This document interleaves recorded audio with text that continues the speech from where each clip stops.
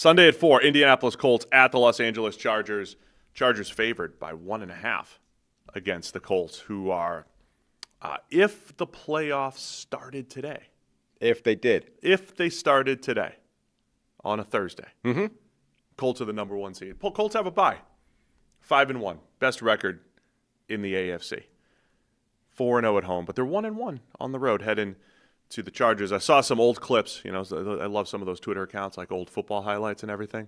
We are in the Antonio Cromartie studio, in part with Huggies. Indeed. The Antonio Cromartie Sunday night football game where he intercepted Peyton Manning 3 times, including the OBJ catch. The one-hander, yeah. Yeah. Spectacular. I think Peyton had 6 picks. You don't see a lot of 6-pick games from good quarterbacks in today's NFL. Well, because normally once you get 3 or 4 deep, you're benching that guy. You don't bench Peyton Manning. But back in the day, like a good quarterback could get, you might have a 4-interception game every now and then. You don't have that from good QBs, really, in today's usually. NFL. But you also, it takes a special level of status in order to reach the 6th interception, Because most quarterbacks are saved from the 5th and the 6th by being benched. Anyway, what are you looking for in this one? It's a 4:05. This feels like one that should be a 4:25 game again. Should be a 4:25. Shouldn't start during the witching hour. Should start at the end of it.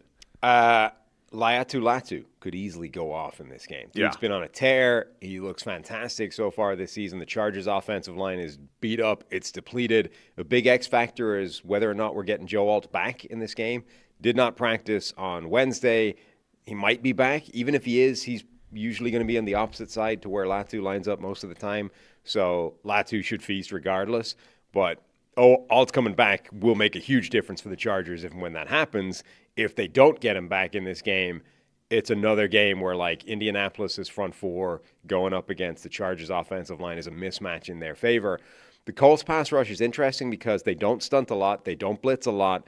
They really do just line up with 4. And if they get pressure with 4, it's like a superpower, because that's the thing everyone wants to do. Get pressure with 4 without having to do anything else. And you win, because that's like the optimal way of getting pressure, but it's also the hardest. So if the Colts can do that in this game, that's like a turbocharge for the entire defense. They also put Ashton Doolin out there to rush the passer. They did. The wide receiver. Ashton Doolin, part of the pass rush package the other day. Lou Anarumo, man, I think he's back. Not fully in his bag, but he's back. You got to be pretty with some players to move around and have some fun with. You got to be pretty in your bag to be dialing up wide receiver rushes. That's one of those. If you were playing Madden growing up, it's like, why don't I just put the fastest guy over on the edge and he'll just run by the tackle?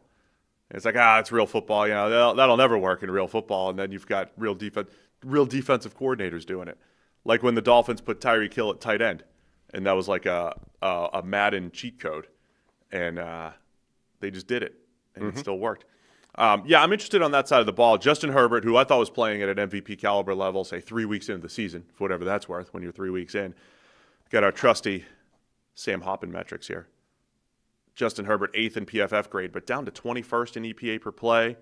And a lot of the advanced stuff is, between 15 and 20 for Herbert right now. Success rate and non-play action success rate.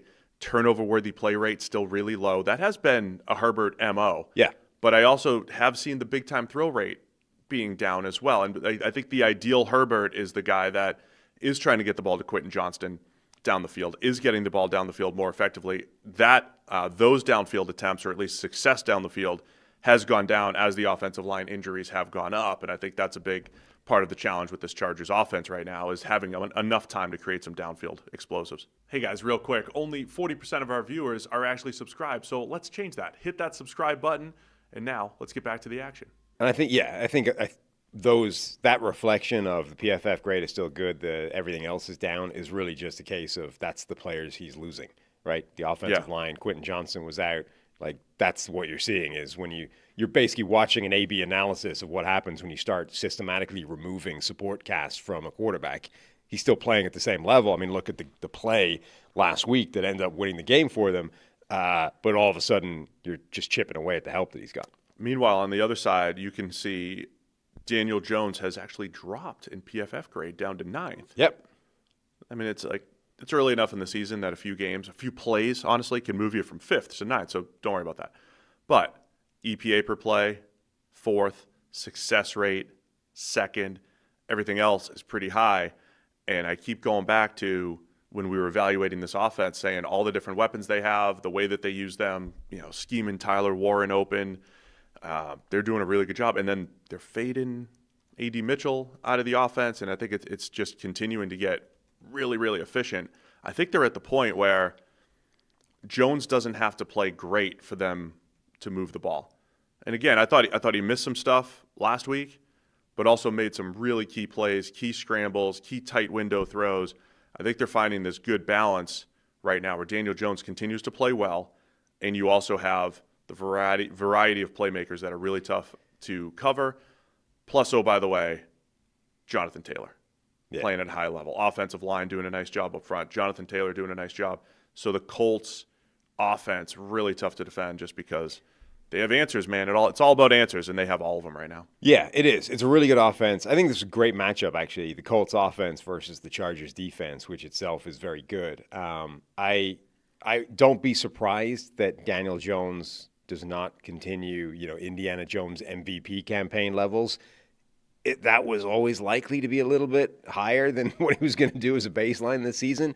But I don't think we're expecting him to go back into, turn into a pumpkin completely.